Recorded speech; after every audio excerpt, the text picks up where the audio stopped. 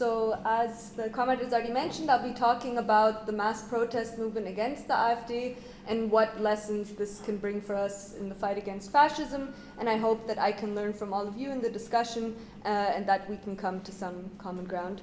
So first of all, I'd like to start off with who the AfD is, the Alternative für Deutschland, Alternative for Germany, what their roots are, how strong they are, and what the responses have been from the very broad anti-fascist movement, from reformists as well as from revolutionary socialists in confronting them, and what possibilities we have, in fact, of smashing this fascist threat.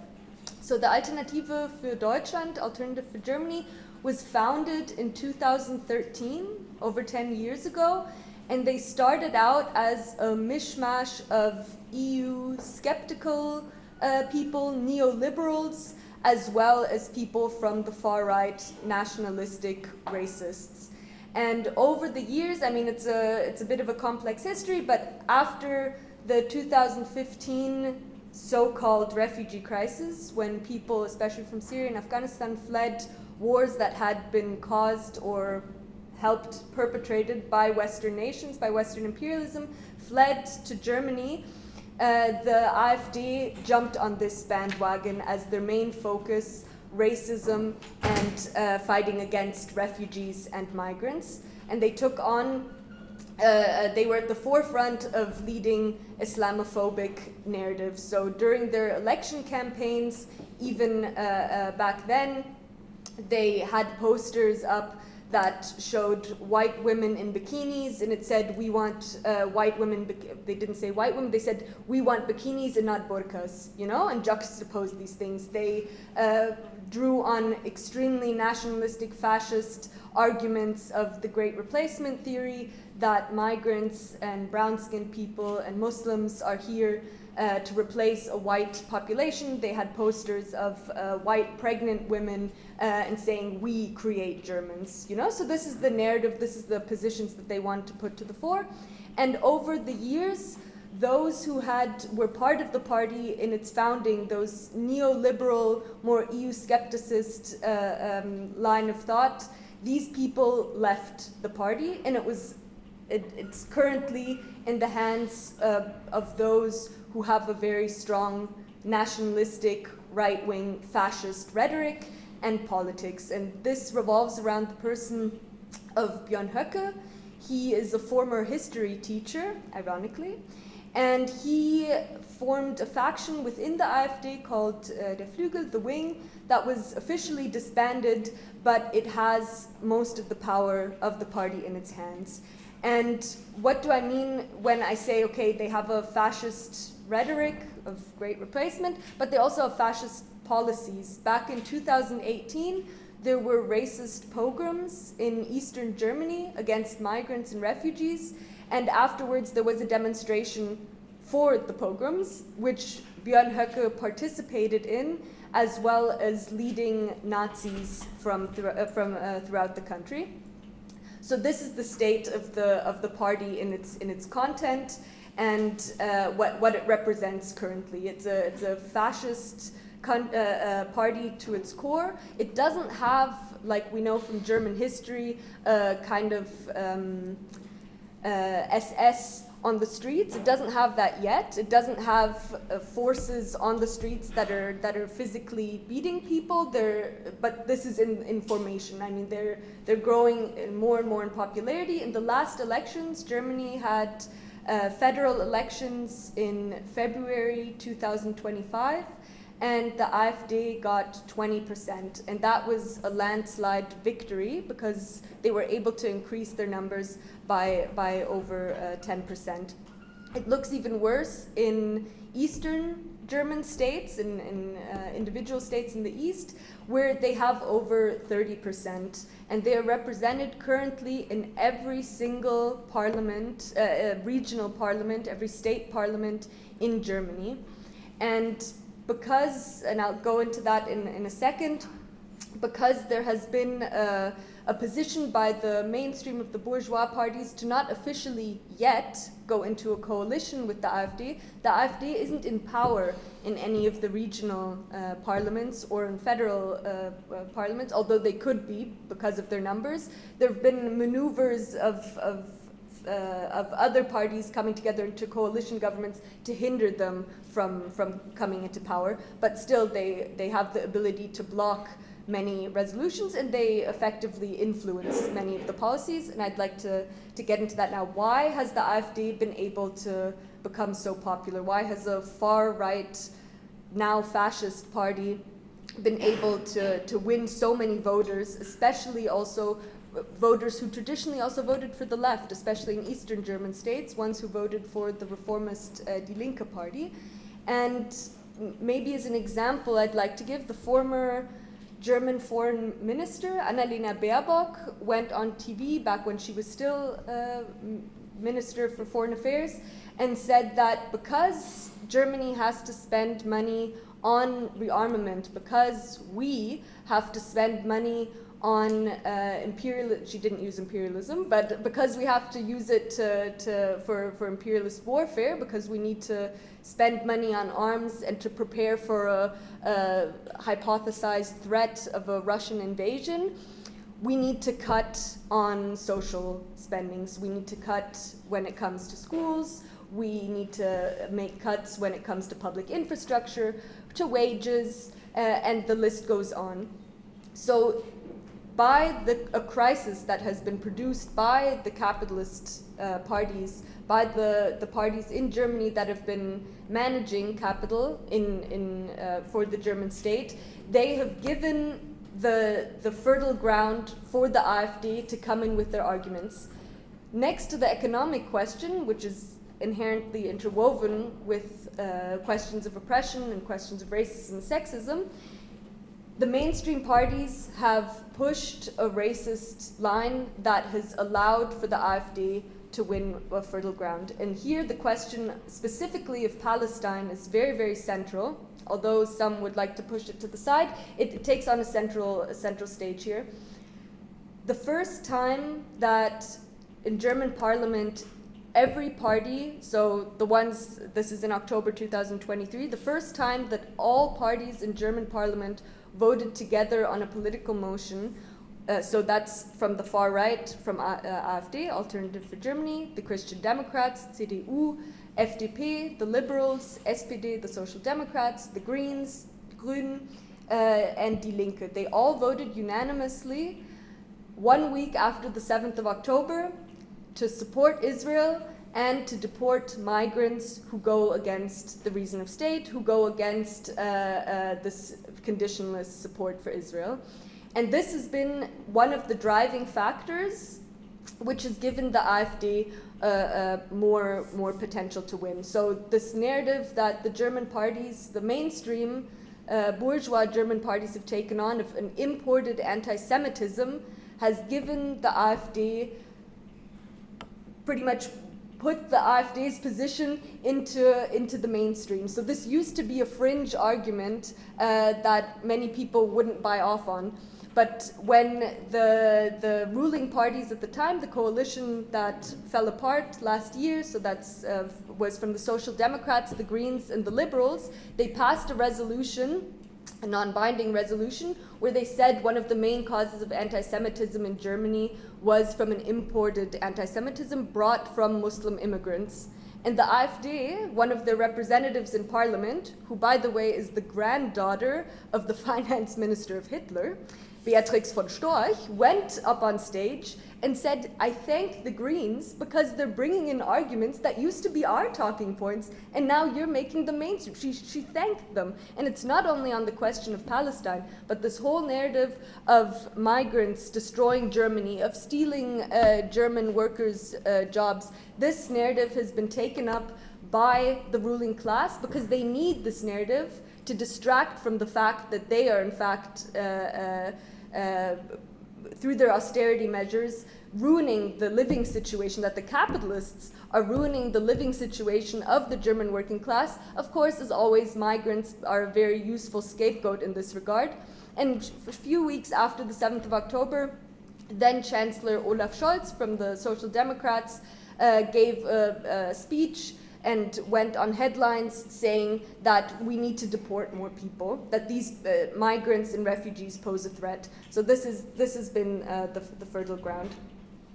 What has been also just a short side note, but it's also relevant, the AfD's position on Israel. They're a deeply Zionist party. They meet up with all the other far-right politicians throughout Europe and the US. So the German the candidate for becoming chancellor of Germany from the AfD, Alice Weidel, went on, met with Elon Musk a few weeks before the elections and said that Hitler was actually a communist. And they met up with Orban, with Wilders, the list goes on, with Farage. So they have the right wing has a strong pro-Zionist, pro-Israel position, and the AfD is no anomaly in this regard. And what has been the reaction to the AfD in Germany? So there were two main protest waves in Germany to confront the AfD. One was in January 2024, and this was after journalists had secretly infiltrated a meeting by fascists and people from the far right, where also high representatives of the AfD had participated in Potsdam a couple months beforehand, where they had drawn out a plan for Germany that they wanted to revoke the citizenship of migrants of people with a migration background, people of color, non-white Germans, to revoke their German citizenship and to expel them from the country as well as refugees. And once this had reached the public, there were huge waves of protests throughout Germany. Hundreds of thousands of people took to the streets, and I'll go into the details of this and which forces were driving this, and also on the question of Palestine in a second, but I'd like to quickly point out the second giant wave of anti-AfD protests was in January 2025, so a couple months ago, when Friedrich Merz, who is now the Chancellor of Germany, he is from the Christian Democrats and very conservative right-wing politician, he had declared that he wanted to push through racist legislature in parliament. He was a parliamentarian at the time, with the help of the AfD. And this led to a scandal in Germany where it was said, okay, this will break down what the other parties had called until then a firewall between the democratic parties and the AfD. And this was scandalized, and again, hundreds of thousands of people took to the streets. But both of these protest waves lasted for less than 2 weeks. So there was a huge mobilization throughout Germany, huge numbers of people gathering from Berlin to Munich to Stuttgart to Frankfurt to diverse cities in Germany and scandalizing this. But what were the exact demands of these protests? So the contradictions that we can see within the anti-AfD protests were the positions that many of the protests and the leadership of the protests, who were led by reformist coalitions, what their position was when people with Palestine flags went there, what their positions was when people tried to bring in the question of Palestine. Germany, by the way, delivers 30% of weapons to Israel. Germany is aiding and abetting the genocide in Gaza and has supported not only militarily but politically the genocide from the start. So that's something that all the ruling parties in Germany and the ones in parliament have stood behind, although there's some nuances, but in general that's the position they've taken on. And so when people tried to go to these protests and demand that placards that say anti-racism, that's important, but that they're concretized onto the question of Palestine, that we shouldn't support a genocide, that would be an anti-racist demand, they were met with a lot of hostility. So people were thrown out of these demonstrations, they were spat at, the police were called on them, and this created a schism within the anti-AfD movement, and shows also the limitations of reformists leading these demonstrations and trade union bureaucracy leading these kind of demonstrations, because their demands rely on beating the AfD in parliament, beating them through elections. So shortly before the EU elections in the summer last year, there was a giant, I'm based in Berlin, there was a giant festival organized by, if I'm not mistaken, it was by the Social Democrats, the Greens, some trade union groups. Music was playing, and the speakers on the stage said, okay, we need to vote out the AfD. That's how we're going to smash the AfD, or maybe they didn't even say smash, that's how we're going to get rid of the AfD if you go vote. Vote against the AfD. Voting surely is important, and we shouldn't boycott elections, but that's not how fascists are stopped. That's not how the AfD is going to be stopped. We saw they won landslide victories throughout Eastern Germany and also in the federal elections. And of course, that is, I don't expect the heads of reformist parties to say, we actually are the ones who created this capitalist crisis and we're actually to blame that the AfD and fascists are stronger. So that's not my expectation of these groups. But my expectation should be for revolutionary socialists to confront this. Maybe before I get into the question of United Front, what I talked a bit about yesterday, there's also been a left radicalist stance on the AfD, and specifically on the question of Palestine, where people have rightfully, from their experiences of going to demonstrations and trying to bring in the question of Palestine into anti-AfD demonstrations, where they've been kicked out, where they've had the police called on them, where they said, okay, we can forget the German working class, this isn't going to bring anything, these are all just charlatans, and we shouldn't go to these demonstrations. But we as revolutionary socialists say, okay, people have contradictory class consciousness, and it's our duty to show that the leadership of these parties are the ones who are feeding into this narrative. They're the ones who are not going to be the force that will stop the AfD, and that we need to try to win over people for a fight against fascism that's also pro-Palestinian, by showing it's not only a far-right government in Israel, or settler Zionist settler colonialism that's connected to the AfD, but the AfD physically wants to create a fascist dictatorship in Germany, and that's not in our interest, and we need to fight against that. And so what we as revolutionary socialists have tried to do in the anti-fascist movement in Germany is to intervene into this movement by demanding, for one, freedom of propaganda, by going there with our pro-Palestine positions, by going there with the Palestinian flag, and forcing people to discuss with us. And I'm not trying to paint a rosy picture, I tried to say that yesterday as well. If we compare the United Front strategy, which is a way of socialists to bring their content, their revolutionary propaganda, which isn't shown anywhere in German mainstream media, which the majority of Germans do not hear on a daily basis because it's not in the interests of the ruling class, to confront people and bring them our propaganda. But I'm not trying to paint a rosy picture. The radical left in Germany, revolutionary socialists, are very, very small in comparison to the reformist left, and in comparison to the 1920s and 1930s, when the Communist Party in Germany had millions of members and had a fighting force on the streets, and that's why the fascists destroyed them first. They got rid of the communists first because they posed the physical threat to fascism. So our position, what I'm not trying to make the revolutionary left something bigger than it is, but in our very humble attempts, we've tried to confront the fascists there where they are. First of all, by actually going to the streets. Whenever the AfD has a party assembly, whenever fascists meet, be it in any city throughout Germany, we mobilize there, and we mobilize there based on a united front. That means we stand together with people who we disagree with on many, many issues beyond standing together against the fascists. But that also doesn't mean that we'll hide our content. I will go there, I will block the fascists, stand next to people who I have very little in common with, and hold up my magazine, hold up my newspaper, and discuss with them on the question of Palestine, discuss with them on the question of internationalism, discuss with them on the question of racism, of sexism, of anti-transphobia. So these, of transphobia. These are the points that I wouldn't hide my content on. These are the things I would confront them with, but I would still demand that we stand together there, because everything else would be even more illusionary. To imagine that me and my 10 comrades are able to stop a fascist force, I need a broad mass together to stand to fight against the fascists, to confront them on the streets, and to not rely on parliamentarianism or reformist solutions. So this has been something that we're trying to push. Many revolutionary socialists in Germany are trying to push because the threat is imminent.